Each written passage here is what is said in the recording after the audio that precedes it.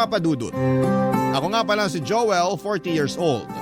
Kabilang sa mga may kondisyon na dwarfism. 3 talampakan lamang ako sakto. Iba't iba ang mga tinatawag sa akin ng mga tao. Hindi naman ako nagagalit kapag tinatawag ako ng kung ano-ano ng mga kakilala ko.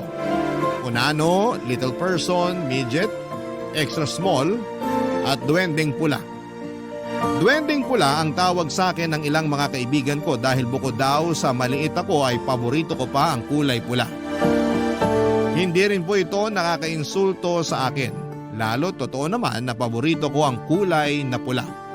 Kaya nga siguro ay nabighani ako sa katrabaho ko sa fast food na si Ana. Mas bata siya sa akin ng 5 taon pero kabatch ko siya sa trabaho. Parehas kaming naging crew sa isang hindi kilalang fast food, may 5 taon na rin ang nakakaraan. Natatandaan ko pa kung gaano kapula ang labi niya. Nung unang araw namin sa trabaho, pinagbawalan siyang mag-lipstick ng pula ng bisor namin. Nalungkot nga siya noon at tuwing uwian na lamang tuloy siya nakakapagpahid ng pulang lipstick at lagi ko yung naaabutan. Paborito ko ang labi ni Ana. Kahit sabihin pang malabo kong maabot yon dahil masyado siyang matangkad para sa akin. Mabait si Ana at pala kaibigan. Kaya hindi ako nailang na lumapit-lapit sa kanya dahil alam kong wala sa ugali niya ang mangtaboy. Kaya siguro lumakas din ang loob kong magparamdam sa kanya at maglandi ng pasimple. Hindi naman niya ako pinagbabawalan sa panghaharurot ko sa kanya. Kaya mas lalo tuloy akong ginanahan at mas lalong lumakas ang loob ko. Kahit madalas na tinatawanan at pinagtitripan lamang ako ng katrabaho, kaibigan at kaidarang kong si B-Boy, ay hindi ko naman pinapansin ang panunukso ni B-Boy dahil alam ko na lahat naman ng tao ay may tsansa sa mga bagay na pangarap nila.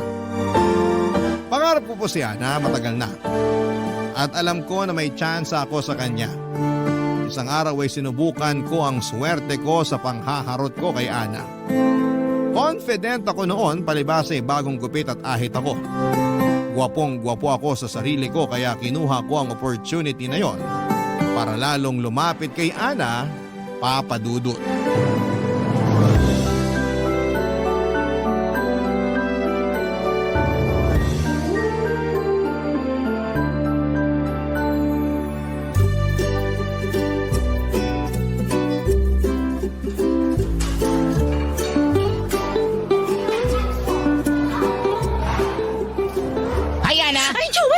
Nakakagulat ka naman. Lumagpas tuloy itong lipstick ko. Kahit naman lumagpas pa hanggang siko ang lipstick mo, maganda ka pa rin. Ikaw talaga, sagad ka sa pangbobola. Nakalanghap ka na naman ng mainit na mantika sa kitchen, no? Hindi lang nakalanghap, natalsikan pa. Paano ka matatalsikan ang taas ng lutuan? Joke! Paibaba yung talsik ng mantika eh. Gusto talaga akong puntiryahin. Uy, joke lang yan, Joel, ha? Baka ma-offend ka. Ako? Ma-offend? Ano pala ibig sabihin ng offend? Ikaw talaga? Puro ka biro. Hindi ko talaga alam ang ibig sabihin nun, kaya ako tinatanong. Alam mo, minsan, di ko na talaga alam kung nagbibiro ka na o seryoso. Magkape tayo bukas para malaman mo. G ka? Day off ko bukas eh. Maglalaba pa ako. Natambakan ako kasi hindi ako nakapaglaba last week. Tulungan na kita maglaba.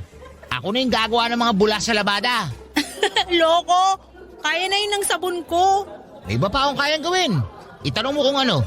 Sige nga, ano? Ang magmahal. Boom! Ewan ko sa'yo. Porke bagong gupit at ahit ka lang dyan, kaya ang daldal mo na naman. Buti naman, napansin mo ang gupit at ahit ko. Sinadya ko talaga to para sa'yo. Ay nako, Joel. O sige na, uwi na ako. Ayokong gabihin sa daan. Ingat kayo ni B-Boy pag uwi, ha? Bye, Ana. Ang magmahal. Boom! Tigilan mo nga ako, B-Boy. Nagawa mo talagang sabihin yung banat mong yun? Kaya ka natatalsikan ng mantika eh. Wala ka talagang magawa kundi mangasar, no? Buhusan kaya kita na kumukulong mantika. Oh, paano mo magagawa yun? Ang taas ng lutuan. Saka baka tapos na yung pagkulo ng mantika kapag naibaba mo na. Doon ka na nga, pare. Magbudbud ka na lang nasi sa French fries. Hayaan mo na ako rito sa sulok. Habang dinadamdam ko ang pagbabasted ni Ana sa akin. Binasted ka ba niya? Bakit? Alam ba niyang nanliligaw ka? Dapat ramdam niya na yun. Sinabi ko na nga na tutulungan ko siya maglaba pero tumanggi naman siya. Eh di busted na, di ba? Hindi naman porket tinanggihan niya ang tulong mo sa paglalaba, busted ka na. Di ba pwedeng wala lang siyang tiwala sa paglalaba mo? Nakita kita maglaba ng basahan sa kitchen. Ayoko na lang mag-talk. Panira ka talaga ng self-confidence, no? Binibiro ka lang. Ano ba kasing plano mo kay Ana? Diligawan ko siya. Hindi nga niya alam na nanliligaw ka. Bakit di mo pa kasi diretsahin? Para ka namang hindi lalaki, B-boy. Siyempre, tatansyahin ko pa siya. Sa gera nga, inaaral muna ang kalaban bago sumugod. Ganon din sa panliligaw. Galingan mo ha. Kasi nakipagpustahan na ako sa mga katrabaho natin na mapapasagot mo si Ana. Ginamit niyo pa talaga ang love life ko para magsugal. Dahil ang pag-ibig ay isang sugal. Boom!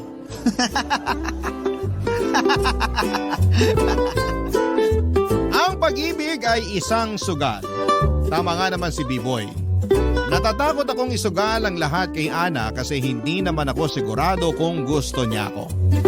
Ando na kami sa punto na close na kami. Malaki na ang pag-asa ko pero kapag napapatingin ako sa salamin at kapag naaalala ko na 3 talampakan lamang ako, bigla akong manghihina. Confident naman akong tao. Tanggap ko na ang kondisyon ko. Hindi na nga ako napipikon sa pang-aasar ng mga tao sa paligid ko pero nagkakatalo lamang talaga kapag si Ana na ang kaharap ko. Bigla kong hihilingin na sana ay ipahiram ni Cinderella ang fairy godmother niya sa akin para patangkarin ako kahit na hanggang alas 12 lamang ng hating gabi. May glass shoes kaya na pwedeng umubra para tumangkad ako. Napapailing na lamang ako sa mga naiisip ko. Pero hindi ako pwedeng sumuko, hindi ko pwedeng sukuan si Ana dahil siya ang paborito kong tao. Siya ang gusto kong maging asawa, siya ang gusto kong maging ina ng mga anak ko. Tuwing walang masyadong customer ay lagi akong nagpapantasya ng buhay kasama si Ana. Lagi kong ini-imagine na nakabili na kami ng maliit na bahay. Meron din kaming 2 e-bike kung saan ay gagamitin naming panghatid at pagsundo sa mga magiging anak namin. Pinapangarap ko rin na laging makita si Ana na naka-lipstick ng kulay pula kahit nasa bahay lang at naglalaba. Paborito ko talaga ang kulay pula, lalo na kapag nakikita ko yon sa labi ni Ana. Tutulungan ko siyang maglaba at pupurihin niya ako sa paglalaba ko dahil kaya kong magtanggal ng mancha kahit na walang bleach. Sa mga ganitong pantasya ay napapangiti at ginaganahan ako buong araw. Lalo na kapag nakikita ko po si Ana. Kaya hindi ko maiwan ang trabaho ko dahil kay Ana. Hanggat kasama ko siyang crew ay hindi ako magre-resign. Isang araw ay nilakasan ko ang loob kong kausapin si Ana. Tapos na ang duty namin at mukhang nag-aabang na lamang siya ng jeep para makauwi. Nilapitan ko siya at nakipag-small talk ako, Papa Dudut.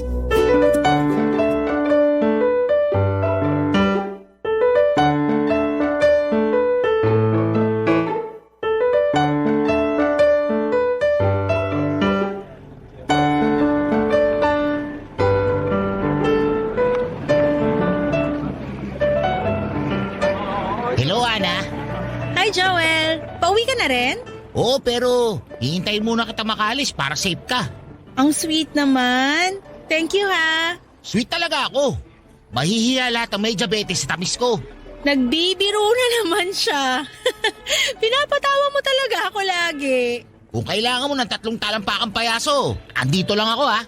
Payaso? Kailangan mapula ang labi mo. Papahiramin kita ng lipstick para dyan. Ana, bakit nga pala hindi ka nakalipistik ngayon? Nasanay kasi ako na tuwing uwian mapula ang labi mo. Napansin mo pa talaga yon? Naubos na yung lipstick ko. Sa sahod pa ako makakabili uli. Mukha na ba akong maputla? Hindi ko babagay kapag wala. Kahit para kang humigop ng suka, maganda ka pa rin. Gusto mo ba bila kita ng lipstick? Ano bang brand at kulay? Ay hindi na, nakakahiya naman sa'yo. Luho ko yung lipstick kaya kailangan ako bumili nun. Thank you pa rin, Joel. Isipin mo na lang, regalo ko yun sa'yo.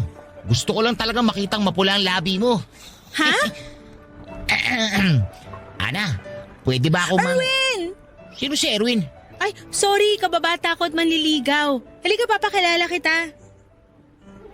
Hi Ana, ready ka na umuwi? Erwin, si Joel nga pala. Kaibigan at kawork ko rito. Joel, siya si Erwin. Manliligaw ko. Hi. Hi din. Nagtatrabaho si Erwin sa kabilang fast food. Yun dun sa ikalawang kanto. Dun ba? Tanong ko lang Erwin, bakit malilit yung siniserve yung manok dun? Saka, puro balat lang yung may lasa. Paabutin nyo naman hanggang laman. Baka natsyempohan mo lang. Malalaki yung sineserve naming manok dun. Pati sa kanin, maraming serving. Parang hindi naman. Yung isang buong rice nyo, parang half rice lang namin. Tapos madalas puro tutong pa sa inyo. Uy, Joel! Baka nga natsyempohan mo lang. Lagi naman akong bantay sa kitchen namin. Kaya alam ko na hindi madamot sa serving dun. Lagi ka palang bantay sa kitchen nyo eh. Bakit hindi mo mabantayan yung lasa ng french fries nyo? Bakit lasang basang Manila paper na may konting asin at bechin? Parang may galit ka sa fast food namin ah. Sorry naman sa perfect na fast food nyo. Uy, grabe siya oh. Ana, hayaan mo ba tong si Erwin na laitin ang fast food natin? Ha? Ako pa tong nang lait? Huwag ka nagsasabi ng hindi maganda sa iba. Masama yun. Lalo na sa harapan pa ni Ana. Turn off yun, pre. Joel, tama na. Ikaw nga itong nagsimulang manglait eh. Pero... Halika na, Erwin. Bago pa masira gabi ko. Joel, bago ka mang puna ng iba, tingnan mo muna yung sarili mo. Ha?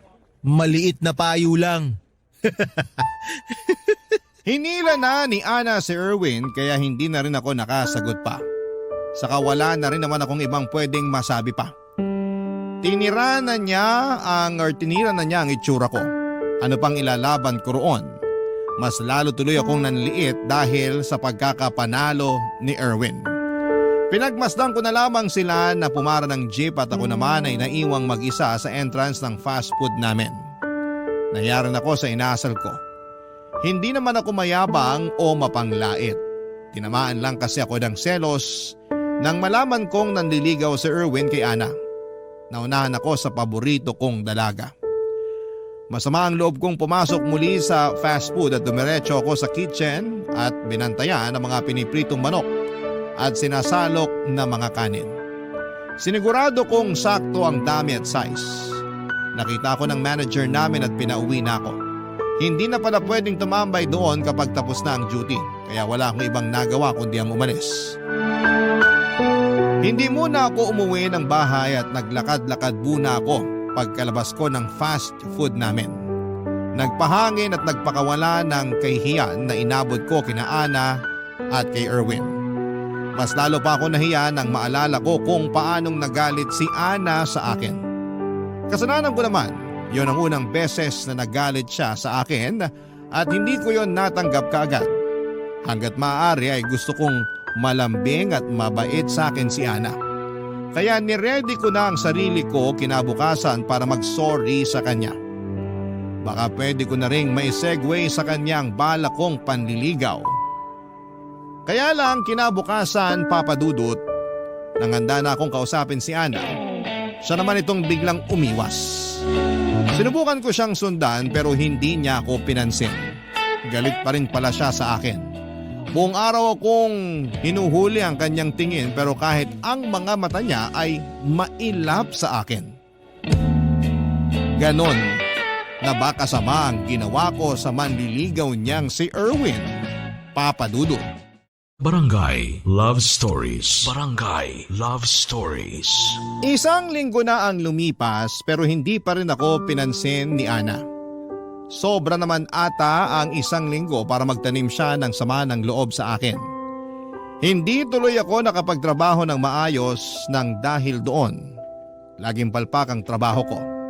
Mali ang naiseserve ko madalas sa mga customers at lagi pa akong natatalsika ng mantika kahit na hindi naman ako yung nagluluto. Kinakarma na siguro ako. Yun ang naisip ko.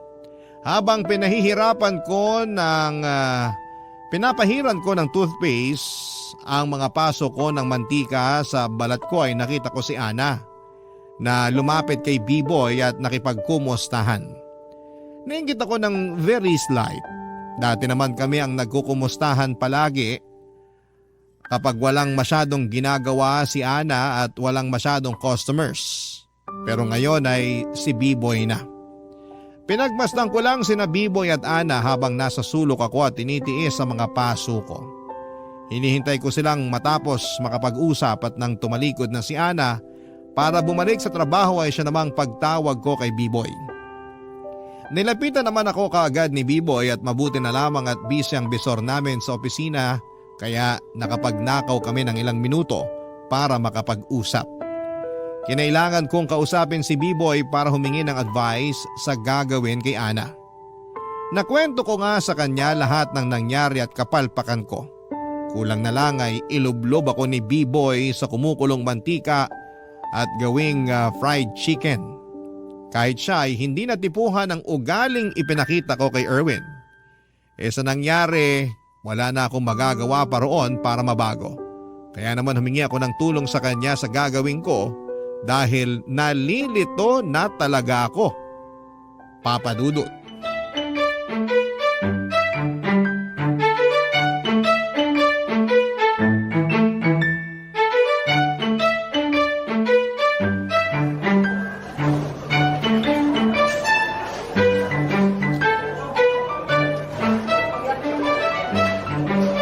Tukmul ka talaga, Joel. Mas lalo mo lang pinausad ang laban ni Erwin kay Ana. Alam mo namang kahinaan ko ang selos. Pinagsisihan ko na yun. Magsisi ka talaga. Gabi-gabi na kaya siyang sinusundo ni Erwin. May dala palagi na french fries at burger mula ron sa fast food nila. Anong laban natin dun? Masyala ang benta nila kaysa rito sa fast food natin. Natikman mo na ba yung french fries nila? Lasang Manila paper na pinrito. Masarap kaya ang fries nila. Nilalait mo lang kasi nagsiselos ka. Ay, ano bang gagawin ko ngayon? Hindi ko kaya nagalit sa akin si Ana eh. Nagsorry ka na ba? Sinusubukan ko namang lapitan siya. Pero parang hindi niya ako nakikita. Baka hindi ka niya talaga nakita. Alam mo na. Sige, kuntingayin mo ulit yung malatak yan ng LPG na height ko. Huwag ka talagang magkakamali magsuot ng asul. Sinasabi ko na sa'yo. Sige, lahit pa. Busog ka na? Pinapatawa lang kita. Namumula ka na kasi sa galit. Hindi to dahil sa galit. Kanina pa ako natatalsikan ng mantika. Tingnan mo, kahit mantika, galit sa ginawa mo. Ibuhos ko pa ang mantika na yung sa lababo para mabura na sa mundo. Pati sa mantika, galit ka. Hindi ko na kasi alam ang gagawin ko. Ayoko nang patagalin ng tampuhan namin ni Ana. Alam mo naman na hindi kumpletong araw ko kapag hindi ko siya nakakausap. I-chat mo na lang sa Facebook. Mag-sorry ka ulit. Magpaliwanag ka. Ewan ko, parang ayaw niya na akong kausapin kahit kailan eh. Ang bilis mo namang panghinaan ng loob. First time kasi nangyari to sa amin ni Ana. Ngayon lang siya nagalit sa akin. Ewan ko ba naman kasi sa'yo kung bakit mo nagawa yun? Nabakatyo ka tuloy sa panlalait mo kay Erwin. Regaluhan ko kaya si Ana. Ano naman ang ibibigay mo? Lipstick. Mahilig siya sa lipstick eh. Hanapin ko yung pinakamapula. Hindi naman materialistic si Ana. Ayaw nga niya na nireregaluhan siya, di ba? Pwede ka kaya maging tulay para magkaayos kami? Ako na yung ako ng trabaho mo ng 4 na oras. Kung gusto mo, palit tayo ng day off eh. Di ba gusto mo yung rest day na Saturday? Siguro. Hintayin mo na lang na kumalma muna si Ana bago tayo lumapit sa kanya. Baka mas lalo lang siyang magalit kapag pinilit mong makipag-ayos sa kanya. O kaya mas maganda kung ako na lang lumapit kay Erwin para makipag-ayos. Ano sa tingin mo? Lahat talaga gagawin mo para kay Ana, no? Handa kitang ialay kay Sataning. Mapatawad lang ako ni Ana. Inalay na ako kay Satanas dati. Sinoli ako. Seryoso na ako, B-Boy. Tulungan mo ako. Ganyan ka ka-in-love kay Ana, no? Matagal na. Minsan ba naisip mo na baka walang pupunta ng pagka-in-love mo sa kanya? Anong ibig mo sabihin? Kung magpapakatotoo tayo, Dahil sa height ko. may mahahanap ka pa namang iba dyan. Yung kahit ko rin. Ang sinasabi ko lang, Joel, hindi lahat ng gusto natin pwede sa atin. Kailangan din nating harapin ang katotohanan. Huwag tayong masyadong maniwala sa mga napapanood nating teleserye na puro happy ending.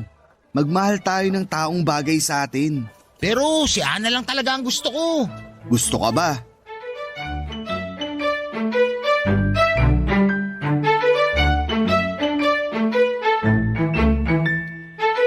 Natahimik ako bigla sa sinabi ni B-Boy. Walang alinlangang gusto ko si Ana pero si Ana gusto rin ba ako? Oo, mabait siya sa akin pero baka hanggang doon lang yon. Ako lang tong mataas ang pangarap na may magkakagustong babae sa akin. Alam kong malayo ang agwat namin pagdating sa height.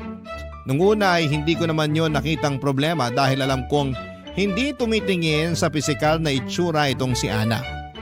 Pero noong pinaramdam sa akin ni B-Boy na kailangan kong maging makatotohanan, doon ako napaisip bigla. Baka kailangan ko na rin maghanap ng katulad ko. Yung maaabot ko ng literal. Pinagmasdan ko ang mga maiksi kong kamay at binti. Nakaramdam ako ng sama ng loob. Bakit kailangan sa akin pa ibigay ang problemang ito? Hindi naman ako masamang tao. Pero bakit sa akin ipinasa ito?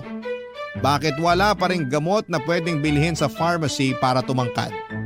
Bakit wala pa ring mga doktor ang kayang magpatangkad ng mga katulad ko? Kung ano-ano na lang ang naisip kong problema sa itsura ko, Papa Dudut. Hindi ko naman dati masyadong pinagtutuunan yon ng pansin dahil nagawa ko na yung tanggapin. Napansin ni B-Boy na sumama ang loob ko sa huling tanong niya. Kaya naman bumawi siya at sinabing marami siyang nabasang mga kwento sa Facebook na nagkatuluyan sa huli kahit gaano pa yon kaimposible. Tinapik niya ako sa balikat at sinabing hindi na siya makapaghintay na mabasa ang kwento namin ni Ana sa Facebook kung sakasakali o mapakinggan sa Barangay Love Stories. Doon pa lang ako muling nakabawi sa confidence ko. Buong araw ay wala akong ibang iniisip kundi si Ana at kung paano ako makakabawi sa kanya. Napangiti ako nang makaisip ako ng pwedeng magawa para mapatawad niya. Noong break time ko ay nagmadali akong pumunta sa tindahan malapit sa isang elementary school. Bumili ako doon ng mga candy na parang lipstick. Mura lang ang mga yon. Nang maibulsa ko na ang mga yon ay nagmadali na akong bumalik sa fast food para harapin si Ana.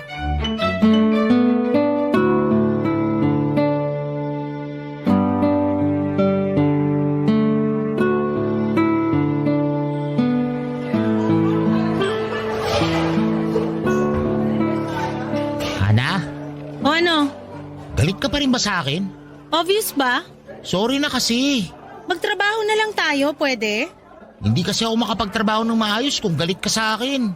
Hindi ko na problema yon. Kausapin mo naman sana ako ng maayos. Bakit ikaw? Nakipag-usap ka ba sa amin ni Erwin ng maayos? Nabigla lang ako noon. Hindi ko pa rin maintindihan kung bakit nilait mo yung manok, kanin at fries sa fast food nila. Inaano ka ba ng mga pagkain nila? Binugbog ka ba ng manok at patatas nila? Kasi naman nakaramdam lang ako ng... Nang ano? Ay...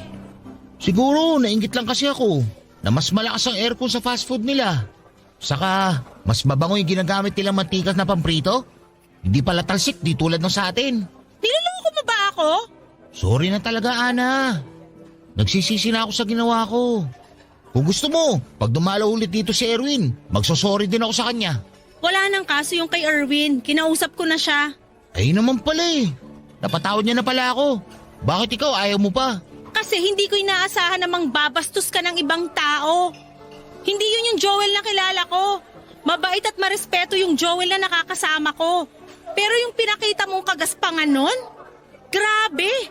Parang hindi kita kilala. Wala na ako ibang magagawa para mabawi yung ginawa ko. Ang kaya ko na lang gawin, mag-sorry. At bigyan ka ng maraming mapulang lipstick. Di ba sinabi ko na ayokong nireregaluhan ako ng luho ko? Bago mo tanggihan to, tignan mo muna please. Ayoko, hindi ako tumatanggap ng regalo lalo kung mahal. Diyan ka matutuwa sa akin kasi hindi mahal to mga lipstick na nabili ko. 5 piso nga lang ang isa eh. May iba't ibang flavors pa. Lipstick? 5 piso? Baka naman mamaga ang labi at lalamunan ko dyan pag ginamit ko. Gusto mo pa yata akong ipahamak? Hindi no. Ginagamit nga ito ng mga grade 1 eh. Nakita ko. Grade 1? Gumagamit ng lipstick? Talagang niloloko mo ako, no? Ito, tingnan mo muna bago mo tanggihan. Eto. Candy lipstick!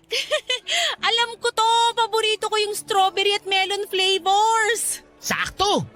Hindi naman ako strawberry kasi yun ang pinakamapula sa nakita ko noon. Paborito to ng pamangking ko. Saka nakikihingi rin ako sa kanya kapag binabantayan ko siya. Thank you, Joel ah. Ano Ana? Pinapatawad mo na ako? Okay na ba tayo ulit? Hindi ka na masungit? Pasalamat ka sa mga candy lipstick na to.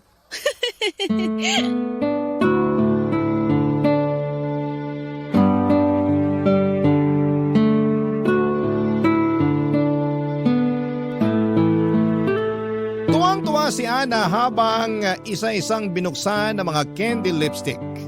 Ang hindi niya alam ay mas doble ang sayang nararamdaman ko habang pinagmamasdan siyang inaamoy at pinapahid sa kanyang labi ang mga candy lipstick na ibinigay ko sa kanya. Napaka-simple lang talaga ni Ana. Yun talagang nagustuhan ko sa kanya, Papa Dudut. Ang dali lang niyang mapasaya. Hindi rin niya ipaparamdam sa iyo na kakaiba ka. Kaya nga siguro lumakas ng todo ang loob ko na lapitan siya at subukang ligawan kasi alam ko na hindi niya ako huhusgahan tulad ng iba. Pero ewan ko ba, may chance na noon para sabihin ko sa kanya na gusto ko siyang ligawan habang nasa good mood siya. Pero habang nandun kami sa senaryong yon ay para bang tumiklop ulit ako. Hindi dahil sa mga sinabi ni B-Boy nung una, kundi dahil sa akin. Dahil na-realize ko, Papa Dudut, na isang ginto itong si Ana. At isang lalaking karapat dapat sa ginto ang dapat mapunta sa kanya. Bakit bigla kong naramdaman na para lang akong isang tanso at hindi para sa isang ginto? Pero hindi ako tumagal sa mundong ito para panghinaan lamang lagi ng loob. Maraming beses na ako nakasubok na maliitin ng ibang tao. Literal. Pinatibay na ako ng mga hindi magagandang salita ng mga tao. At hindi yon naging hadlang para habulin ko ang mga pangarap ko. Katulad na lamang ni Ana. Siya ang nasa tuktok ng lahat ng mga pangarap ko. At alam kong makukuha ko siya dahil maayos akong klase ng tao. Makukuha ko siya dahil alam ko kung paano magmahal ng totoo. Alam ko kung paano magpahalaga ng ginto. Kaya naman pinagplanuhan ko nang sabihin sa kanya na bala ko siyang ligawan. Pero bago ko gawin yon ay kailangan ko munang maghanda. Dahil maraming bagay akong kailangang i-consider kapag nagsimula na akong manligaw. Handa na ako para sa kanya, sana'y ganon din siya sa akin. At sana, Papa Dudut, ay hindi maging hadlang ang agwat ng tangkad namin. Barangay Love Stories. Barangay Love Stories. Bata pa lamang ako ay tampulan na ako ng tukso. Noong nag-aaral ako ay lagi akong pinipilit bihisan ng damit na pangmanika ng mga kamag-aral kong babae. Gusto nila akong paglaruan at pagtawanan sa harapan ng mga crush nila. Tuwing may okasyon sa pamilya namin ay lagi akong binabalibag ng mga pinsan ko. Ginagawa rin nila akong laruan. Lagi akong tinitingnan ng mga tiyahin ko na may awa sa mga mata nila. Lagi ko silang naririnig na nagbubulungan kung sino ang tatanggap sa akin bilang asawa. Pasimple silang magtatawanan at saka makukonsensyang bigla. Titingin silang muli sa akin na punong-puno ng awa sa kanilang mga mata. Kaya maaga akong lumayo sa pamilya ko, alam kong hindi sila makakatulong para matutunan kong mahalin ang mga kakulangan ko. Sa pag-explore ko sa mundo ay marami akong nakilala na tulad ng mga mapanglait na pamilya ko't kamag-aral. Pero naging matibay na ako rito. May mga naging katrabaho ako na lagi na lamang akong ginagawang pulutan sa kanilang mga kwentuhan. Baka raw anak ako ng duwende. Baka raw pinaglihi ako sa buto ng kasoy. Baka raw humaba pa ang binti ko kapag babanate nila araw-araw at kapag binabad nila sa tubig. Nasanay na ako sa mga pang-iinsulto nila, Papa Dudut. Naging merienda ko na nga ang ilan. Aaminin kong minsan ay tinatamaan ako ng mga masasakit na panghuhusga ng mga tao. Pero naisip ko na sila ang totoong may problema dahil ayaw nilang kaharapin ang mga problema nila sa kanilang sarili. Kaya naman naghahanap sila ng sa tingin nila ay mas mahina sa kanila para yon ang kanilang puntiryahin. Para maging takas pansamantala sa mga issues nila sa kanilang mga sariling buhay, Papa Dudut.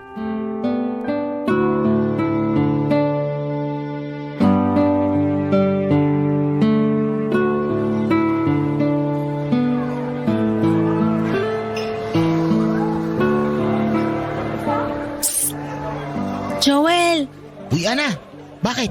halika rito, dali. Ano yun? Bakit kailangan natin magtago? May chismis? Ikaw ang nachichismis dito. Ah, ganun? Okay lang. Sanay na ako dyan. Ano ka ba? Pag nakarating yung chismis na to sa boss natin, lagot ka. Ha? Ano bang klaseng chismis yan? Nagbebenta ka raw ng mga imported na tsokolate sa mga crew at customer?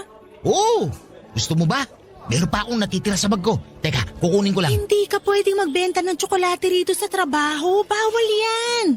Hindi mo ba nabasa yung company policy natin? Yung first page lang ang nabasa ko eh. Hindi ko naman kasi maintindihan lahat. Ang daming English. Basta nakasulat doon na bawal magbenta ng kahit na anong klase ng pagkain ng crew sa mga katrabaho niya at mas lalo sa customers. Bakit naman? Marangal naman na trabaho ang pagbebenta ng tsokolate ah.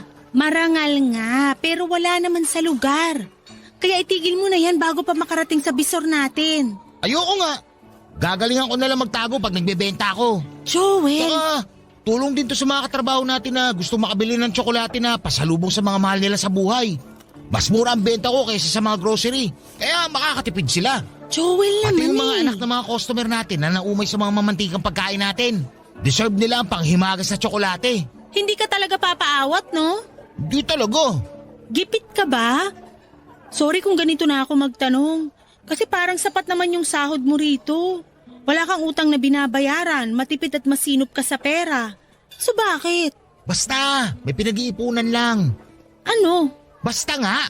Kung luho lang yung pinag-iipunan mo, wag mo nang itawid yan dito sa trabaho. Magbenta ka sa labas ng fast food, wag dito. Baka malagot ka talaga sa bisor natin pag nahuli ka. Ako na nagsasabi sa'yo. Nag-iipon ako para sa future dates natin. Future dates? Kasi gusto ko, ready ang bulsa ko kapag lalabas na tayo para mag-dates. Hindi naman pwedeng pamasahe lang ang puhunan ko sa dates natin, no? Bakit tayo magde-date? Para makilain natin ang each other. Kilala na natin ang isa't isa, diretsahin mo ko. Kasi gusto ko ligawan ka. Joel, Kaya pag nabenta ko na lahat ng tsokolate sa bag ko, kahit sa mo gusto, libre ko. tigilan mo na yung kakabenta ng tsokolate rito sa trabaho. Masama yan. Yan lang ba ang kaya mong isagot sa akin? Paano naman yung tungkol sa panliligaw ko sa'yo? Joel, lumapit lang ako sa'yo ngayon para uwating ka sa pagbebenta mo ng tsokolate. Sige, titigilan ko to. Pero ano muna sagot mo sa panliligaw ko? Excuse me nga muna. Baka hinahanap na ako sa labas.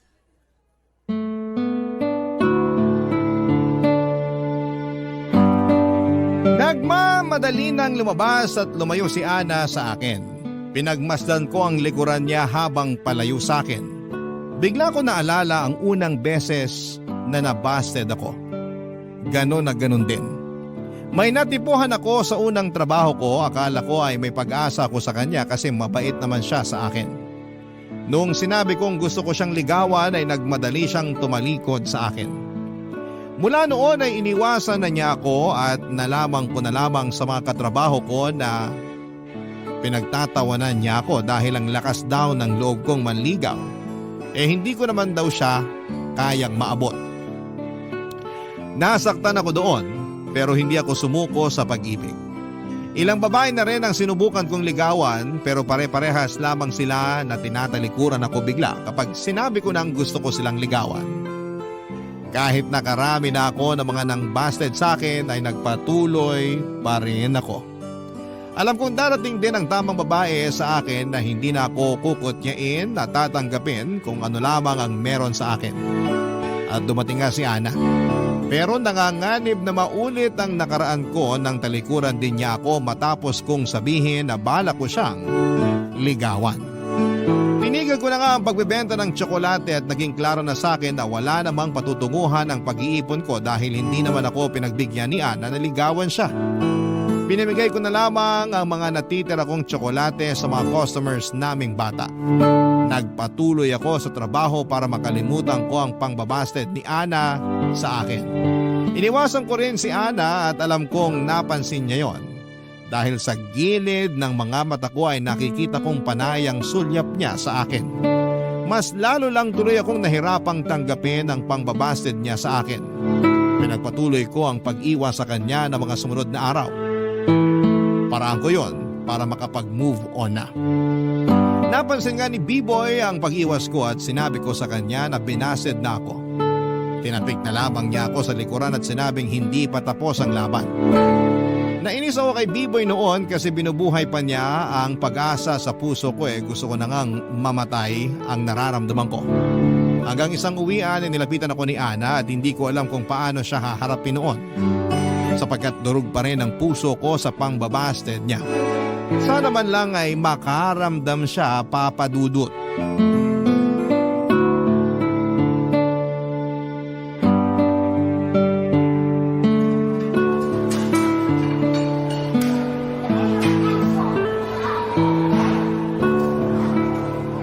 Hindi ka na raw nagbebenta ng tsokolate?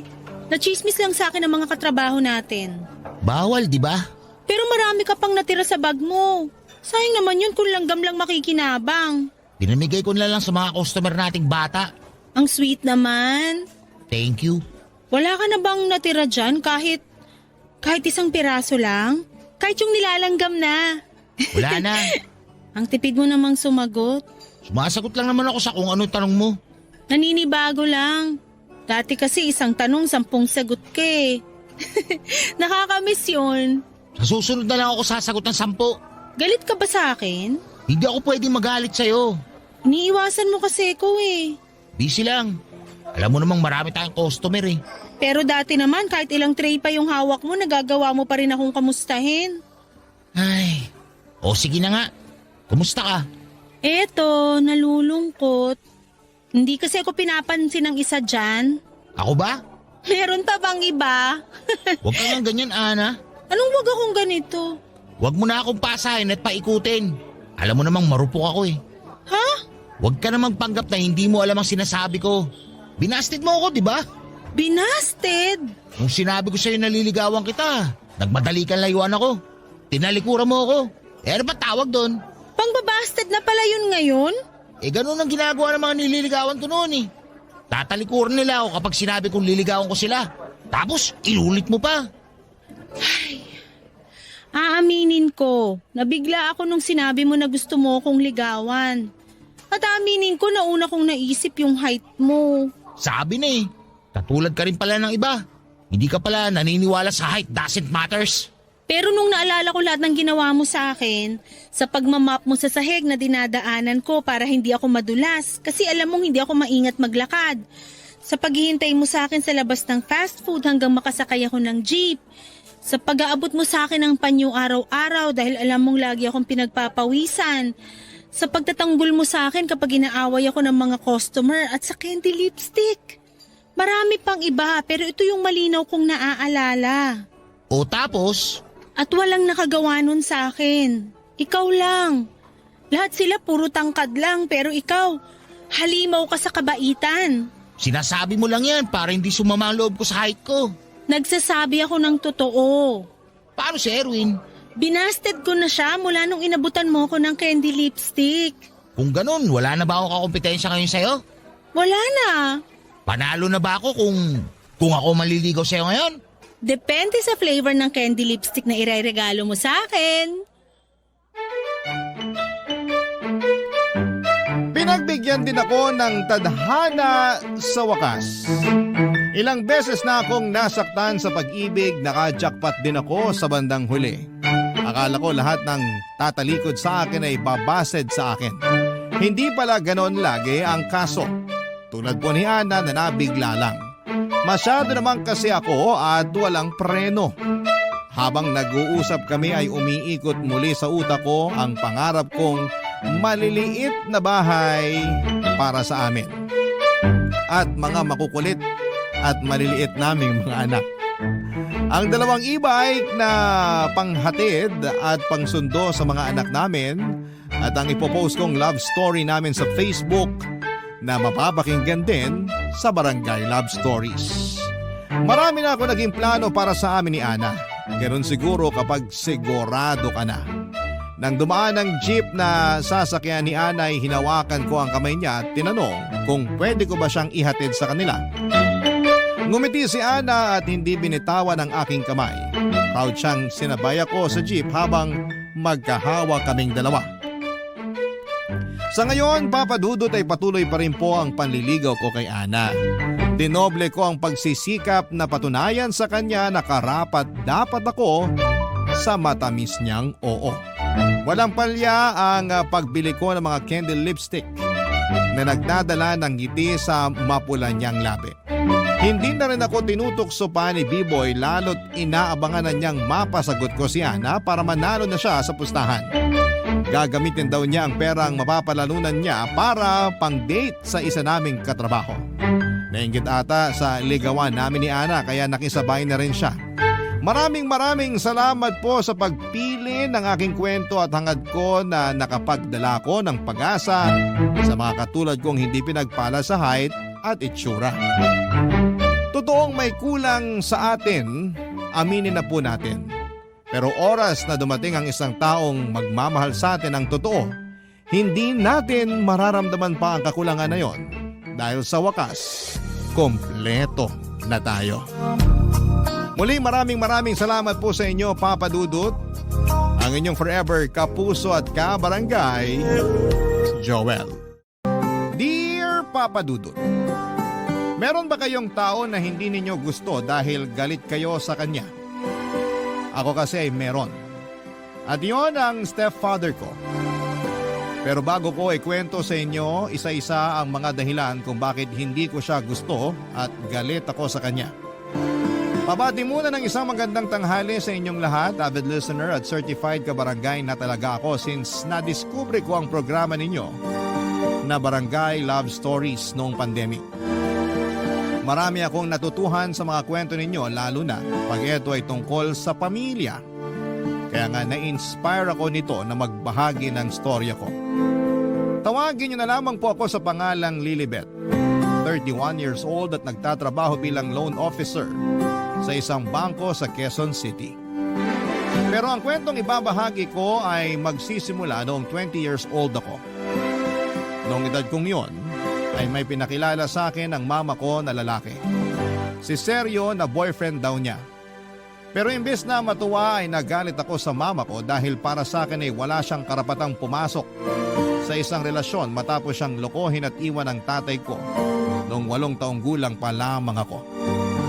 Hindi sila kasal at matagal na silang hiwalay. Papa's girl ako pero lumaki ako sa poder ng mama ko. At sa paglipas nga ng panahon ay napatawad na ng mama ko ang papa ko at piniling maging civil ang relasyon nila sa isa't isa. Kahit na may sarili ng pamilya ang tatay ko.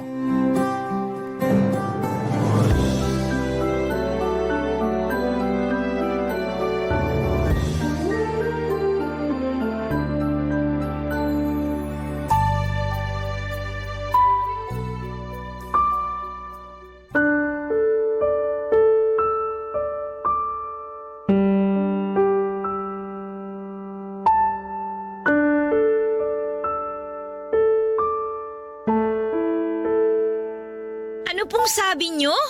Nak, makinig ka muna kasi. Narinig ko naman, Ma. Hindi lang ako makapaniwala na naghanap pa kayo ng ibang lalaki. Ay, kinadismay ako pa.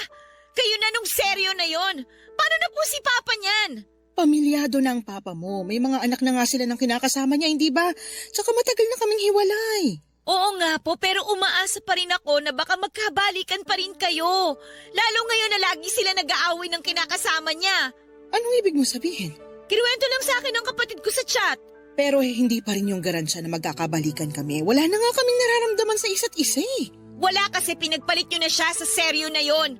Aminin nyo na kasi yung totoo. Hindi ko pinagpalit ang papa mo. Siya nga yung unang nagloko sa amin eh. Siya yung unang nang iwan at ng babae. Pero wala na rin kayo pinagkaiba sa kanya. Anong walang pinagkaiba sa kanya? Dahil lang ba nagka-boyfriend ako? Ganun na nga po. Ano ba kasing hindi mo maintindihan sa sitwasyon? Si Sergio ngayon ko lang nakilala. Kami ng papa mo matagal nang hiwalay. Kahit na. Para sa akin ganun na din po yun. Galit ka lang sa nangyari kaya ganyan ka magsalita. ako galit. Sobrang sama din po ng loob ko sa inyo. Gusto nyo kasing palitan sa buhay ko si Papa. Papa mo pa rin siya. Hindi ko siya tinatanggalan ng karapatan sa'yo. Mabait naman si Sergio. Siguradong magugustuhan mo siya pag nakilala mo siya ng gusto. Basta, bigyan mo muna siya ng pagkakataon. At bakit ko naman gagawin yun? Para makuha niya yung loob ko at lalo ako mapalayo sa Papa ko? Lilibet naman, bakit ba ganyan ka? Kung makapagsalita ka sa akin, parang ang laki-laki ng kasalanan ko sa'yo Malaki talaga! Wala akong ginagawang masama. Hindi ako katulad ng papa mo na naglukot ng iwan dahil pinagpalit niya tayo sa iba. Bakit nang siya? Mabilis mo lang napatawad. Pero ako na nanay mo na sinaktan niya, pinaiyak, ininsulto nung mga panahong yon. Ako na nanay mo na mag-isang nagpalaki sa'yo at nag-aruga. Ganyan mo tratuhin ngayon porque nagka-boyfriend lang ako? Nangako kayo sa akin na hindi kayo magbo-boyfriend. Pero hindi niyo yung tinupad. Tapos magtataka kayo kung bakit ako ganito sa inyo ngayon? Pero hindi pa rin sapat na dahilan yon. Sapat na dahilan yun, Ma. Alam ko na hindi na mabubuo ulit yung pamilya natin. Buo naman ang pamilya natin kahit nung dalawa lang tayo, di ba? Pinaramdam ko naman sa yung pagmamahal ng dalawang magulang. Bonus na lang na maayos ng relasyon namin ng papa mo. Alang-alang sa'yo, kaya nakakasama mo na siya at nakakausap. Kaya ano bang sinasabi mo na hindi buong pamilya natin? Para sa akin, hindi pa rin normal ang pamilya natin. Ang gusto kong pamilya yung katulad sa mga kaibigan ko at sa mga kaklase ko. Yung magkasamang tatay at nanay nila sa iisang bubong. Gano'n naman tayo dati bago naglukong tatay mo, di ba? Mas pinili niya yung babae niya kaysa sa atin kaya hinayaan ko na lang siya. Eh di umamin din kayo? Anong inamin ko? Na hinayaan nyo na lang na lumayo sa atin si Papa. Ano bang pinagsasasabi mong bata ka? Siguro nga kayo talaga yung may kasalanan kung bakit siya ng babae. Ano? Hindi totoo yan! Talaga lang ha? Diba? Kulang na lang ipagpalit nyo noon yung pamilya natin sa trabaho nyo. Kaya nga kayo lagi nag-aaway ni Papa Kasi nagkukulang na kayo sa kanya. Hindi totoo yan! Kung may naging pagkukulang man ako sa kanya, hindi pa rin yun sapat na dahilan para maglukos siya. Tsaka, wala kang karapatan na pagsalitaan ako ng ganyan dahil hindi mo alam yung sakit na pinagdaanan ko ng mga panahong yon. Kung may alam ka lang, kakarampot. Kaya ayusin mo yung pananalita mo sa akin, Lilibet. Papa Dudut, matagal-tagal din naman na naging single mother ang nanay ko bago niya nakilala si Sergio. Super close kami as in. Hindi lang kami magnanay, mag-best friend din ang turingan namin sa isa't isa. Kaya nagalit ako ng gusto sa kanya nung naging sila ni Sergio kasi nangako siya sa akin noon na hindi na siya magkakaroon ng karelasyon. Tapos mamukat mukat ay meron siyang pinakilala. Kaya nga kahit anong paliwanag niya ay hindi ko siya pinakinggan. Nagalit ako sa kanya kasi sinira niya ang pangako niya sa akin. Nagtampo ako at nagrebelde pero patuloy pa rin nakiusap sa akin ang mama ko na huwag ko siyang tratuhin ng ganon dahil nasasaktan siya. Kaya lang mas nasasaktan ako ng mga panahong yon at para sa akin yung nararamdaman ko lang ang mahalaga. Simula noon ay lumayo ang loob ko sa kanya at hindi na ako nagkukwento sa kanya ng araw ko katulad dati. Madalas na rin akong naiinis sa kanya kahit na wala naman siyang ginagawa sa akin. Hindi na rin ako nakakatagal nakasama siya sa isang lugar. Kaya lagi akong nagkukulong sa kwarto ko pag nandun siya sa sala o sa kusina. Nagmamadali rin akong tapusin ang pagkain ko para makaiwas sa kanya. Kundi kaya ay nagdadahilan na lamang ako para hindi siya makasabay sa pagkain. Ewan ko ba pero pakiramdam ko ay nasasakal ako sa presensya niya, Papa Dudut. At mas lalo lang nadagdagan ang galit ko sa mama ko nung dumanas ang pagpunta ni Sergio sa bahay namin, Papa Dudut.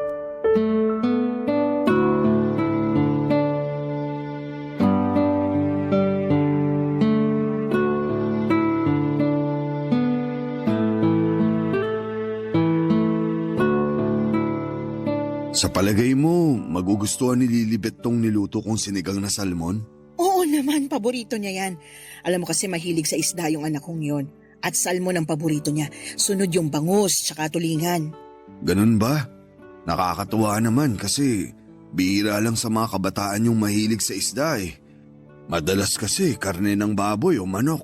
Kumakain din naman siya nun pero mas gusto niya talagang isda. Nung bata yun, pangarap pa nga niya maging isda. Talaga? Oo, ang weird pero pinagbigyan ko na lang. Binili ko ng costume ng isda. Katulad ng mga sirena? Hindi, buntot lang naman yun eh. Pero yung kanya, simula ulo hanggang paa isda talaga. Mukhang seryoso talaga siya sa pangarap niyang maging isda. Oo, kaya tawang-tawa ako pag naaalala ko yun. Papakita ko sa'yo yung picture niya mamaya pagkatapos natin kumain. Oh, nak, nandiyan ka na pala. Pasok na po ako sa kwarto. Ha? Mamaya na, maupo ka na muna rito para kumain. Busog pa po ako. Lilibet naman, paanong busog ka pa eh? Naririnig ko na yung tiyan mong kumakalam, tsaka nagluto ang Tito Seryo mo ng sinigang na salmon. Di ba paborito mo yon? Oo nga naman. Sabi ng mama mo, paborito mo yung sinigang na salmon at namimiss mo na raw kumain nun. Kaya nagluto ako para sa'yo. Paborito ko nga at namimiss ko nga kumain pero hindi ako kakain kasi luto mo. Lilibet! Totoo naman eh. Akala niyo ba makukuha niyo ako sa pagluluto niya ng paborito kong pagkain? Wala namang masama dun dahil gusto lang namang mapalapit sa'yo ng tito mo. Ayoko nga sabi, di ba? Ayoko mapalapit sa kanya. Huwag mo naman sagutin ng ganyan ang mama mo. Mama mo pa rin siya. Wala kang pakialam. Sino ka ba? Lilibet! Hindi kita pinalaking bastos. Ayusin mo pagsagot mo sa tito mo. Hindi ko siya tito, no? Masyado kayong trying hard na ipagsiksikan sa buhay ko yung boyfriend nyo. Nakakainis tuloy lalo. Hindi ako trying hard at hindi ko pinagsisiksikan sa'yo si Seryo. Ang sa akin lang, igalang mo pa rin siya kahit na hindi mo siya gusto. O sige po, igagalang ko po siya katulad ng gusto niyong mangyari. Pasensya na po kayo, tito. Pero ayoko pong kumain ng luto nyo kahit na mukhang masarap at paborito ko pa. Kasi kahit na ano pong gawin ninyo, hinding-hindi nyo po makukuha ang loob ko. Kung si mama na uto po ninyo, ibahin po ninyo ako. Para sa akin, walang pwedeng pumalit sa posisyon ng papa ko sa buhay ko. Hindi ibang tao at lalong hindi kayo. O ayan ma, ginalang ko na po siya katulad ng sinabi nyo. Sana wala na kayong problema doon ha? Ay, ewan ko sa'yo. Hindi ko na alam kung anong gagawin ko. Sabi ko naman sa inyo, gusto ko nang pumasok sa kwarto ko. Pero pinipilit niyo akong kumain kasabay niyo eh. Hindi ako makikipag-family bonding sa inyo kasama ang lalaking yan. Gusto lang naman ng mama mo na kumain ka.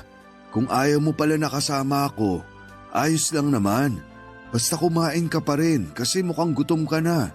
Itutulog ko na lang tong gutom ko. Hindi ako kakain ng niluto mo. Diyan na nga kayo! Lilibet, bumalik ka rito! Pasensya ka na sa anak ko ha.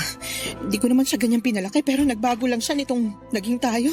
At kahit na anong gawin, hindi ko maintindihan yung dahilan niya.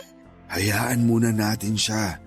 Baka kasi kailangan niya pa ng panahon para matanggap yung relasyon natin. Siguro naninibago pa lang siya. Pero naniniwala naman ako na magiging maayos pa rin ang lahat. Salamat, Seryo. Maraming salamat talaga. Walang anuman.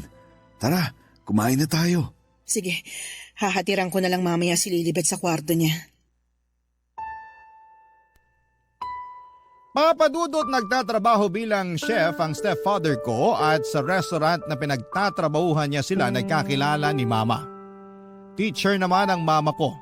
Basta ang sabi lang niya sa akin noon ay tingin daw ng tingin sa kanya si Seryo kahit na tapos na itong magluto sa harap nila ng mga katrabaho niya. At napansin pa nga yun ng iba nilang mga kasamahan kaya tinukso sila. At bago sila umalis sa naturang restaurant ay naglakas loob daw si Seryo na kuhanin ang numero ng mama ko at doon na sila nagsimulang mag-usap. Kung ilalarawan ko ang personality ng stepfather ko ay masasabi kong mabait talaga siya. Mahinahon magsalita at maalaga.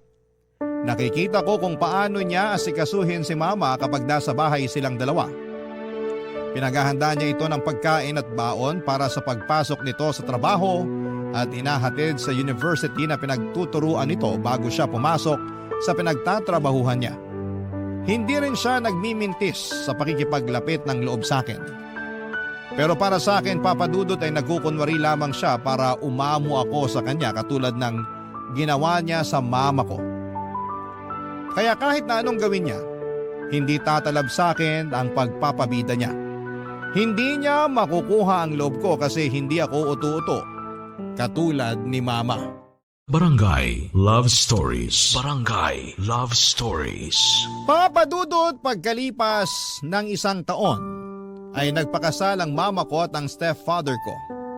Siyempre bilang ayoko nga sa relasyon nila ay hindi ako umattend sa wedding nila. Wala rin namang nagawa ang mama ko kaya tinuloy na lamang nila ang kasal nila kahit na wala ako. Tapos sa bahay na namin tumira si Sergio kaya mas lalo akong nagalit sa kanya. Katulad nung unang beses na bumisita ang stepfather ko noon sa bahay para ipakilala sa akin ni Mama. Consistent pa rin siya sa pagkuha ng loob ko kahit na asawa na niya ang mama ko. Pero hindi pa rin ako bumigay kasi ayoko nga sa kanya. Para sa akin ay siyang rason kung bakit wala nang chance na magkabalikan ang mama at ang papa ko. Nang mga panahon kasi na naging sila ng mama ko, on the rocks na ang relasyon ng tatay ko sa kinakasama niya. Umasa ako na baka kapag naghiwalay ang papa ko at ang kinakasama niya, ay magkakabalikan sila ni mama para maging buo na ang pamilya namin. Pero dahil nga sa mga nangyari, tinanggap ko na lamang na hindi ako makakaranas na magkaroon ng buo at masayang pamilya. Kaya nga hindi lang isip ko ang sinira ko or sinarado ko para sa relasyon ni na Mama at Sergio, kundi maging ang puso ko na rin. Para sa akin ay wala nang saysay na makasama ko pa sila sa isang bubong lalo na at malaki na naman ako at alam kong kaya ko na ang sarili ko. Kaya nga lingid sa kaalaman ng mama ko, Papa Dudut. Nag-apply ako ng trabaho habang nag-aaral. Bale, pumasok po ako bilang waitress sa isang coffee shop, Papa Dudut, at nung nakaipon na ako ng pera ay sinakatuparan ko na ang matagal ko nang pinaplano noon, Papa Dudut.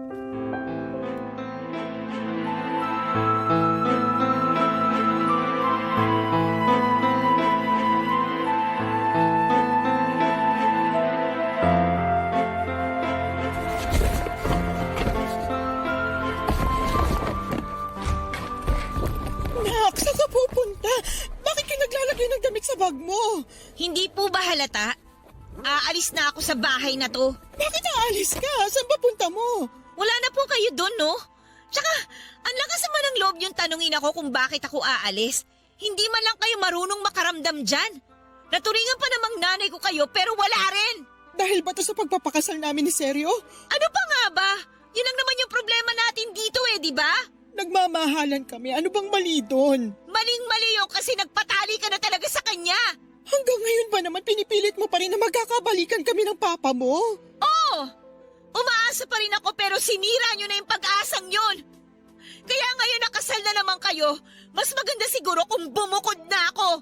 Hindi mo naman kailangan bumukod Pwede tayong magsama-sama rito. Ayoko nga kayo makasama, di ba? Hindi ko nga matagalan ang presensya ng Sergio na yun pag nandito sa bahay nung hindi pa kayo kasal Tapos ngayon na mag-asawa na kayo, mas lalong ayoko na tumira dito kasama kayo. Ilang beses ko bang dapat sabihin na mabait si Sergio? Kahit ilang beses mo siyang binastos, ni minsan hindi siya nagalit sa'yo. Pinagpapasensyahan ka niya dahil desidido siyang makuha ang loob mo. O anong gusto niyong gawin ko? Sana sinubukan mo man lang natanggapin siya bilang stepfather mo. Sana binigyan mo siya ng tsansa na patunayan ang sarili niya sa'yo.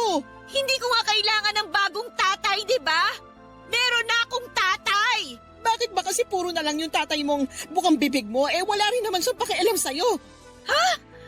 Anong sinabi niyo? Totoo naman, di ba? Kailan ba yung huling beses na nakapunta ka sa bahay nila? Tsaka sabi mo, ayaw sa'yo nung kinakasama niya. Madalas ka pang paalisin kaya sabi ko pag inulit niya pa yon, ako nang makakalaban niya. Kahit na mukhang wala nang pakialam sa akin ng papa ko, hindi pa rin dahilan yung para pilitin niyo ako mapalapit sa asawa ninyo. Nak naman, ba't pa kasi ganyan ka? Bakit ang tigas ng puso mo sa stepfather mo? Kahit man lang sana alang-alang sa akin, subukan mo siyang kilalanin. Bakit ko gagawin yun? Hindi niyo nga ako iniisip nung naging kayo, di ba? Baka nakakalimutan niyo, Ma. Nangako kayo sa akin na hindi na kayo makikipagrelasyon. Pero bakit may pinakilala na lang kayo na boyfriend ninyo? Sinira niyo yung pangako niyo sa akin Tapos ngayon gusto niyo tanggapin ko yung asawa niyo sa buhay ko bilang stepfather ko? Sinubukan ko namang tuparin yung pangako ko sa iyo eh. Kaya nga ilang taon din akong hindi nagkaroon ng karelasyon kasi nag-focus ako sa pagpapalaki sa iyo. Bakit bigla niyo naman sinusumbat sa akin ang bagay na yan? Eh ginusto niyo rin naman na palakihin ako, di ba? Kung ayaw niyo pala, eh di sana binigyan niyo na lang ako sa papa ko. O di kaya naman niligaw niyo na ako sa kalye nung bata pa lang ako. Ano bang pinagsasasabi mo? Hindi ko magagawa yun sa'yo dahil anak kita. Tsaka, ikaw na lang ang meron ako kaya bakit kita ibibigay dun sa tatay mong nang iwan sa atin? Ewan ko sa inyo, ma. Mukhang kahit na anong gawin ko, hindi niyo talaga maiintindihan yung nararamdaman ko. Kaya tama lang talaga ang desisyon ko na umalis sa bahay na to. At saan ka naman pupunta kapag umalis ka?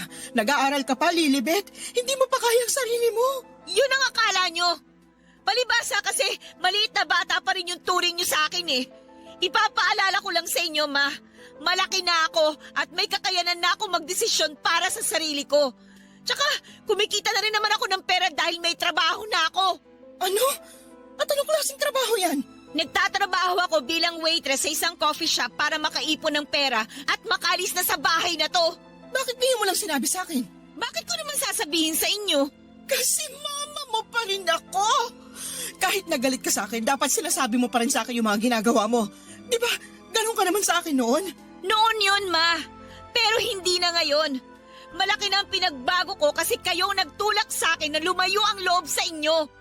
Kaya hindi niyo ako mapipigilan na umalis sa bahay na to kasi ayaw ko na nga kayong kasama. Lalo na yung asawa nyo. Papa Dudut, hindi ko pinakinggan ang iyak at pakiusap ni Mama ng mga panahong yon. Naging matigas ang puso ko para sa kanya nang ituloy ko ang pag-alis ko sa bahay namin. Para po sa akin, yun ang unang hakbang ko para maging malaya sa pamilya naming matagal na rin namang wasak. Tumuloy ako sa isang maliit na apartment kung saan ay naging roommate ko doon ang kaklase ko. Nag-working student ako at kahit na mahirap sa akin na walang nanay na nag-aasikaso ay tiniis ko pa rin para lamang mapangatawanan ang pag-alis ko sa amin. Laging tumatawag o nagchat-chat sa akin ang mama ko pero hindi ko siya sinasagot o sinisin man lang. Nami-miss na raw niya ako at gusto niya akong makita. Pero ayoko siyang makita kahit na miss ko na rin siya ng mga panahong yon. Mas nananaig kasi ang galit ko sa kanya at sa desisyon niyang pakasalan ang stepfather ko. Para sa akin ay mas pinili niya ito kaysa sa sarili niyang anak kaya dapat pagdusahan niya ang kapalit ng desisyon na yon. Inabala ko na lamang ang sarili ko sa pag-aaral at pagtatrabaho para makalimutan ko ang pinagdadaanan ko. Hindi ko na malaya na mabilis palang lumipas ang isang buwan, Papa Dudut.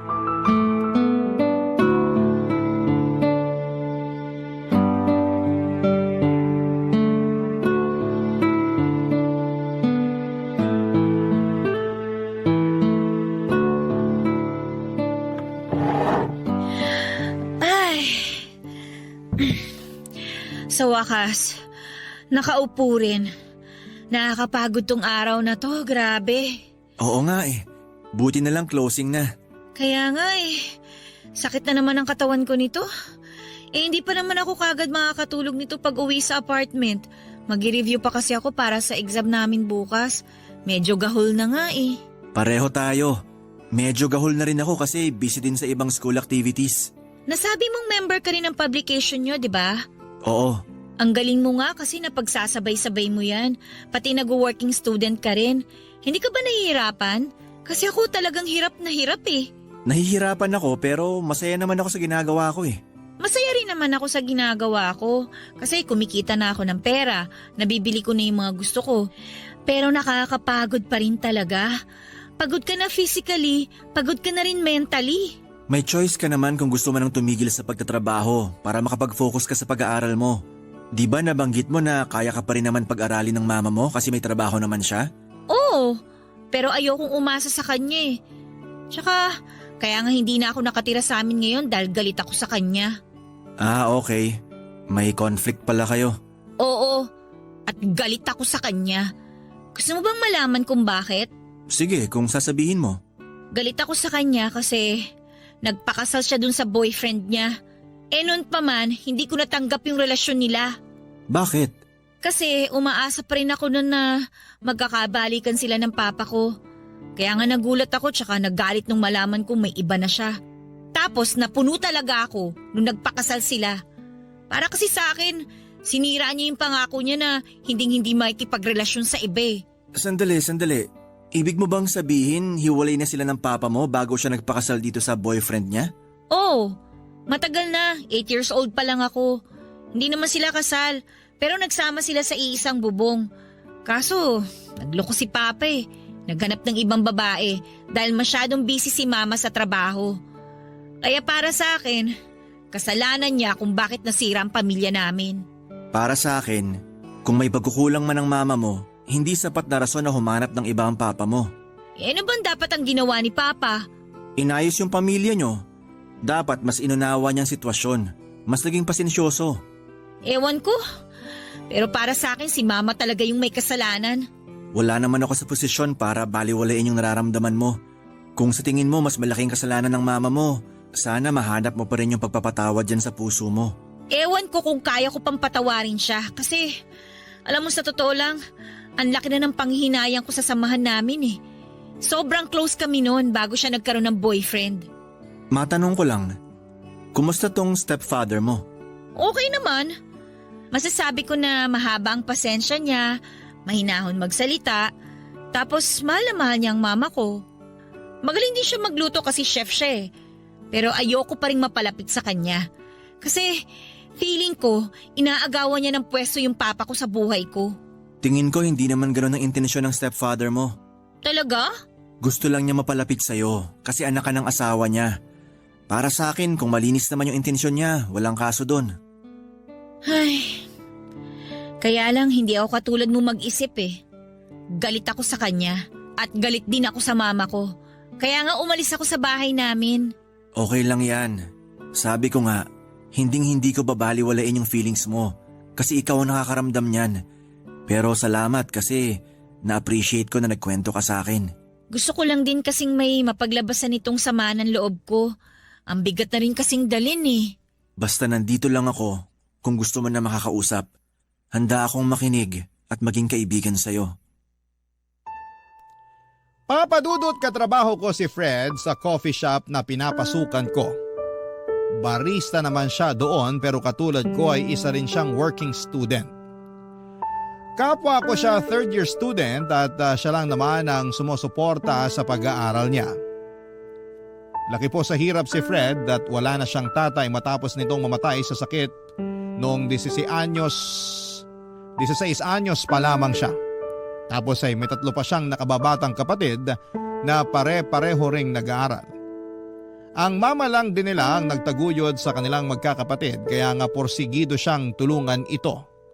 Doon na siya nag-working student para kahit paano ay hindi na niya iasa sa mama niya ang pambaon niya at panggasto sa eskwelahan.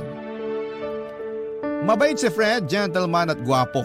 In fact, maraming nagkakagusto sa kanya lalo na ang mga kapwa namin estudyante noon. May mga pagkakataon na siya lang talaga ang pinupuntahan ng mga ito sa shop namin para makasilay sa kanya. Noong una ay wala naman akong pakialam sa bagay na yon hanggang sa maging ako ay nagkagusto na rin kay Fred. Kaya lang ay hindi ako yung klase ng babae na umaamin sa mga crush nila magkamatayan man. Nagpatuloy ang pagiging close namin ni Fred hanggang sa siyang nag-confess na matagal na niya pala akong nagugustuhan. Doon na nga nagsimula ang espesyal naming pagkakaibigan lalo nang ligawan niya ako. Hindi nagtagal ay sinagot ko rin siya at naging kami at masayang masaya ako. Si Fred ang naging pahinga ko sa mga nakakapagod na sitwasyon at pagkakataon.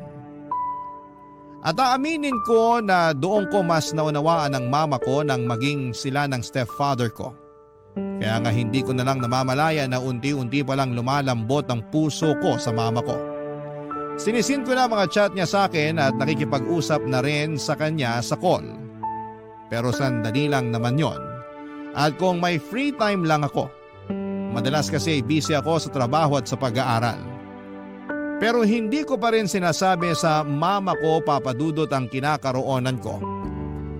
Hanggang isang araw ay nakatanggap ako ng chat mula sa stepfather ko na nagsasabi sa akin, Papa Dudut, na nasa ospital daw ang mama ko ng panahong yon. Barangay Love Stories. Barangay Love Stories. Papa Dudut, kahit na nagsimula na kaming mag-usap ulit ni Mama, ay hindi pa rin ako masyadong nagsasabi sa kanya. Siguro kasi ayoko lang na ibaba ang pride ko kaya nagmamatigas pa rin ako na tuluyan nang makipagbati na sa kanya. Lahat ng yon ay nakwento ko sa boyfriend kong si Fred at pinakinggan lamang niya ako hanggang sa gumaan ang nararamdaman ko. At kapag kailangan ko ng payo ay saka lang siya nagsasabi. Malaking bagay sa akin na nandyan si Fred para makinig sa mga hinaing ko sa buhay ko. Noong nalaman ko na nasa ospital si Mama ay nagdalawang isip pa akong puntahan siya kahit na alalang-alala na ako. Nahihiya kasi ako sa nanay ko at baka kung ano ang sabihin niya sa akin pero kinumbinsi ako ni Fred na puntahan daw namin si Mama. Bale, sinamahan niya ako. Okay naman na ang Mama, over fatigue lang daw. Ayos na ang pakiramdam niya pero pinayuhan pa rin siya ng doktor niya na manatili sa ospital ng ilang araw. Ang stepfather ko ang palagi nagbabalita sa akin ng kalagayan ng mama ko. Kaya naman nabawas-bawasan na ang pag-worry ko at nang pumunta nga kami sa ospital para bisitahin siya ay laking tuwa ni Mama pagkakita sa akin. Sabi ng stepfather ko ay bigla raw sumigla ang Mama kasi nakayakap na niya akong muli at nahalikan. Lalo tuloy akong nakonsensya kasi nagawa ko pa siyang tiisin ng ilang buwan. Pinakilala ko na rin sa kanila ng stepfather ko si Fred bilang boyfriend ko at naging maayos naman yon. Hindi ko rin nakalimutang magpasalamat sa stepfather ko dahil hindi niya pinabayaan si Mama lalo na at wala ako sa tabi niya ng mga panahong yon. Makalipas nga papadudot ang isang taon, graduation na namin sa kolehiyo ni Fred. Siyempre umattend ang Mama at ang stepfather ko at sobrang proud na proud sila sa amin ng boyfriend ko. Niyakap ako ng mahigpit ni Mama at ganon din ako sa kanya. Paulit-ulit pa rin ako nag-sorry sa pagrebelde ko noon pero sinabi niyang matagal na niya akong napatawad. Hindi niya raw ako kayang tiisin kasi anak niya ako. Niyakap ko rin ang stepfather ko bagaman nandun pa rin ang pagkailang. Pero lalo kong napatunayan sa sarili ko na mabait talaga siya. Mapagkalinga at hindi marunong magtanim ng galit. Mabilis na lumipas ang 6 na taon na engaged na kami ni Fred after 3 years of living together. Plano na namin magpakasal sa susunod na taon. Simple lang naman ang proposal niya at ginawa niya yon sa movie date namin sa nirerentahan naming apartment 1 week after my 28th birthday. Pero hindi ako kaagad nag-post sa social media dahil sinulit muna namin ni Fred ang sandaling yon. Kaso syempre excited kami kaya naman plinano na namin lahat-lahat hanggang sa mga guest namin at role na gagampanan nila sa wedding namin. Church wedding ang gusto namin at alam ni Fred na pangarap ko ang ganong klase ng kasal. At kahit hanggang bago matulog ay nag-uusap pa rin kami tungkol sa kasal namin. Tapos may bagay na bumabagabag sa akin ang mga panahong yon. Dahilan para masabi ko ito sa mapapangasawa ko, Papa Dudut.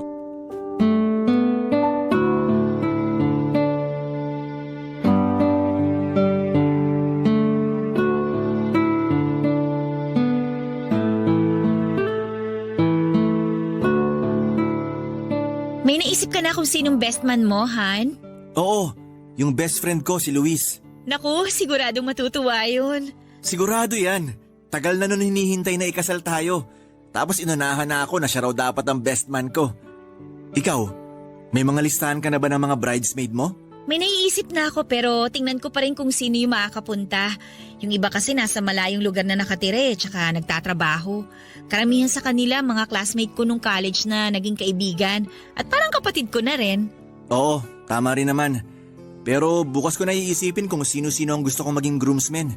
Kaya nga, masyado tayong excited. Siyempre, sa wakas, mapapakasalan ko na yung babaeng mahal ko. Nako, kahit kailan, napaka-bolero mo talaga. Hindi kaya yun bola. Pagsasabi lang yun ng totoo. Oo na. Kahit kailan, napaka-sweet talaga ng boyfriend ko. Correction! Fiancé mo na ako. And soon to be your husband. Hindi na ako makapaghintay na matawag kang my husband. Ako rin. Tapos ikaw naman tawag ko sa'yo, my wifey. Parang habang tumatagal, lalo tayo nagiging corny, no? Ganon naman talaga pag in love. Oo na. Pero, kailan mo pala planong sabihin sa mama at stepfather mo yung tungkol sa engagement natin? Kailangan ba talaga? Hindi ko pa alam eh. Gusto ko sana silang sorpresahin at gawing extra special yung pagpapaalam ko sa engagement natin. Magandang idea yan. Basta sabihan mo lang ako ng pwede kong maitulong. Okay. Ay, Lalim nun ah. May problema ka ba, Han? wala naman. May iniisip lang. Pwede mong sabihin sa akin? Tungkol sa stepfather ko. Kung ano man yon, handa akong makinig. Hanggang ngayon kasi, hindi pa rin ako makapaniwala na magiging okay kami. 'Di ba? Natatandaan mo nun kung gaano ako kagalit sa kanya? Oo, natatandaan ko nga yun. Sinabi ko pa nga sa sarili ko na hindi niya makukuha yung loob ko. Na kahit na ano pang gawin niya, hindi niya mapapalitan sa buhay ko ang papa ko. Pero mali pala ako. Kasi sa paglipas ng mga taon, napalapit na lang yung loob ko sa kanya. Di ko na malayan. Nung unang beses ko palang nakita yung stepfather mo dun sa ospital, ramdam ko na mabait siyang tao. Nakita ko yung pagmamahal at pag-aalala niya sa mama mo. Kahit na mukhang puyat at pagod na rin siya sa pagbabantay. Tapos nung nagkakwentuhan kami, sinabi niya na takot siya nung sinugod niya sa ospital ang mama mo matapos mawala ng malay sa bahay niyo. Talaga? Oo, sinabi niya na hindi niya kakayanin sakaling mawala sa kanya yung babaeng pinakamamahal niya. Ramdam na ramdam ko yung takot at sensiridad niya. Kaya alam ko na nasa tamang tao ang mama mo. Tapos ako naman nagtanim ng galit sa kanya. Kasi akala ko sinira niya yung tsansa na magkakabalikan sina mama at papa. Eh kung tutuusin, wala naman talaga siyang sinira dahil matagal nang sira ang pamilya namin pagkatapos ng magloko ni papa. Hindi ko lang talaga matanggap na ginawa yun ng papa ko sa mama ko. Lalo na't close kami. Papa's girl talaga kasi ako eh. Pakiramdam ko tuloy, sama-sama akong anak. Nakaraan na naman yun. Nakapag-sorry ka na rin sa kanilang dalawa. At maayos na rin ang relasyon niyo sa ngayon. Kaya nga masayang-masaya ako kasi nahanap mo dyan sa puso mo yung pagtanggap at paghingi ng tawad. Ewan ko ba? Minsan naisip ko, hindi ko deserve magkaroon ng stepfather na kasing bait ni Seryo. Deserve mo. Kaya nga nagkakilala sila ng mama mo at naging mag-asawa. Salamat, Hana, sa pagpapagaan mo ng loob ko. Walang anuman. Basta isipin mo lang na pwede ka pang bumawi sa kanila ng mama mo. Kasi kahit na mag-asawa na tayo, sila pa rin naman ang magulang mo. Oo, babawi talaga ako sa kanila, lalong-lalo na sa stepfather ko.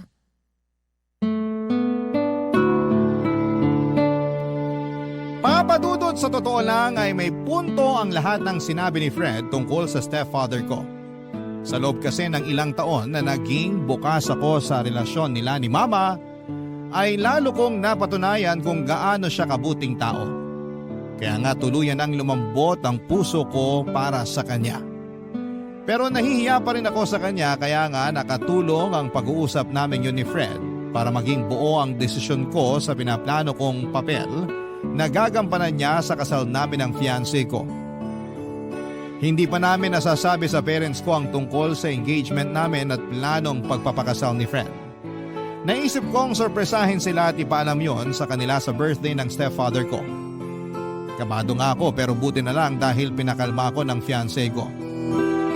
First time ko kasing gagawin ng bagay na yon kaya sana'y magawa ko ng maayos at masabi ng malinaw ang lahat-lahat ng nasa puso ko. Simpleng dinner lang sa labas ang naging birthday celebration ng stepfather ko. Kami lang dalawa ni Mama ang kasama niya dahil nasa seminar pa si Fred at kinabukasan pa ang uwi niya. Pero in-update ko siya sa mga nangyayari. Naging maayos naman ang dinner na yon at bago matapos ang gabi sinabi ko na nga sa kanila ang sorpresa ko.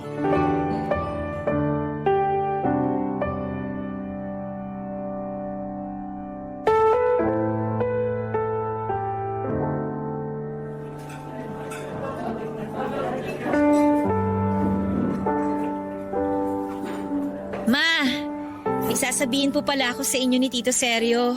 Ano yun, anak? Ikakasal na po kami ni Fred. Nag-propose na po siya sa akin. Talaga? Kung ganun, masaya ako para sa inyo. Tingnan niyo po yung singsing na binigay niya, oh. Ang ganda po, di ba? Oo nga, ang ganda nga. Congratulations sa inyo ni Fred. Sa wakas, magkakaroon na kami ng apo ng mama mo. Ano ka ba naman? Hindi pa buntis si Lilibet ko, ikakasal pa lang sila. Papunta na rin yun doon. Oo na. Alam mo ba, tong stepfather mo, excited na talaga maikasal kayo ni Fred eh. Ang tagal nyo na rin kasing magkarelasyon at tingin talaga namin, kasal na lang ang kulang sa inyo. Oo nga po eh. Pero syempre, nag-ipon muna kami para naman handa kami kung sakaling pasukin na namin ang pagpapamilya. Sa ekonomiya kasi natin, parang ang hirap ng bumuhay ng isang bata. Pero masarap pa rin ang magkaroon ng anak. Kayang-kaya nyo yan ni Fred. Naniniwala ako sa batang yun pagdating sa pag-handle ng pamilya. Basta, tandaan nyo palagi na higit kanino man, magkakampi kayo. Lagi nyo yun isipin. Sakaling dumaan kayo sa mga problema bilang mag-asawa. Kayo laban sa problema, hindi kayo laban sa isa't isa. Tatandaan ko po yung mga payo nyo, Papa. Anong sabi mo? Tama ba yung narinig namin, nak? Tinawag mong Papa ang Tito Sergio mo? Opo, Ma. Simula ngayon, Papa na po yung itatawag ko kay Tito Sergio. Salamat, nak. Pakiramdam ko, yan na yung pinakamagandang regalo na natanggap ko ngayong birthday ko. Pasensya na kayo kung natagalan bago ko natanggap sa sarili ko na hindi ang tatay ko ang nagmahal sa amin ng mama ko, kundi kayo. Hindi ang tatay ko ang kasama ko sa graduation ko noon para mag-cheer at maging proud sa akin, kundi kayo po ni Mama. Hindi ang tatay ko ang nagturo sa akin magluto ng masarap na recipe, kundi kayo po. At kahit na hindi ko kayo totoong tatay, tinuring niyo ako na parang tunay ninyong anak. Para sa akin, tunay na anak kita, Lilibet. Kaya naman wala akong hindi kayang gawin alang-alang sa'yo. Mahal na mahal ko kayo ng mama mo. Mahal na mahal ko rin po kayo, Pa. Salamat po sa pag-aalaga kay Mama, sa pagmamahal sa kanya. Yun kasi yung mga bagay na hindi niya naranasan noon sa tatay ko. Walang anuman yun. Tungkulin ko na tuparin ang mga pangako na sinumpaan ko sa harap ng Panginoon nang pakasalan ko ang mama mo. Kaya nga laking pasasalamat ko talaga sa Diyos dahil dumating sa buhay ko si Sergio. Pinaranas niya ulit sa akin magkaroon ng taong magmamahal sa akin, mag-iingat at mag-aalaga. At ngayon, kayo naman ni Fred ang ikakasal at susumpa sa harapan niya na magsasama sa hirap at ginhawa. Pero, kailan niyo ba plano magpakasal talaga? May petsa na ba? Opo, next year po. Inaayos na po namin ni Fred ang lahat-lahat. Basta, masayang-masaya kami ng mama mo para sa inyo ni Fred. Congratulations ulit, anak. Salamat, Papa. Pero may request po pala ako na sana mapagbigyan nyo. Ano ba yun? Sabihin mo lang, basta kaya ko. Gusto ko po na kayo ang makasama ko. Gusto ko na kayo yung maghatid sa akin sa altar, Papa.